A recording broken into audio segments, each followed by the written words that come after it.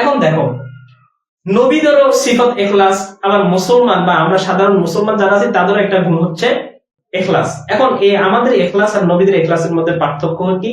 আমাদের ইখলাস এবং নবীদের ইখলাসের মধ্যে পার্থক্য হচ্ছে, কিন্তু আমরা যারা সাধারণ মুসলমান আছি যারা, তাদের ইখলাসটাকে নিজেদের মধ্যে নিজেদের কাজের মাধ্যমে অর্জন করতে হয়, আমলের মাধ্যমে অর্জন করে নিতে হয়, তার নিজের প্রচেষ্টার মাধ্যমে অর্জন করে নিতে হয়।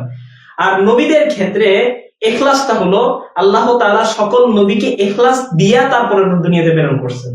তাহলে তাদের কোনো ইখলাস অর্জনের জন্য প্রচেষ্টার দরকার নেই, বরং আল্লাহ তাআলা তাদের মধ্যে অটোমেটিক এই ইখলাসটা দিয়ে দিয়েছেন। আর আমরা বান্দাদের মধ্যে আমরা যারা সাধারণ মানুষ আছি, সাধারণ মানুষের ক্ষেত্রে ইখলাসটাকে আমরা কাজের মাধ্যমে আমলের মাধ্যমে আমরা নিজেরা অর্জন করে নিতে হয়। আমাদের মধ্যে এটা অটোমেটিক ইখলাসটা দেওয়া নাই, আমরা এটা আমাদের কাজের মাধ্যমে এটা বহিঃপ্রকাশ করার মাধ্যমে আমরা এটা আমাদের ইখলাসটাকে গ্রহণ করে নিতে হয়।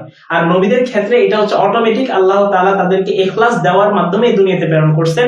ইখলাস দিয়া এই দ্বীনের দাওয়াতের জন্যই আল্লাহ তাআলা তাদেরকে দুনিয়ার মধ্যে প্রেরণ করেছেন।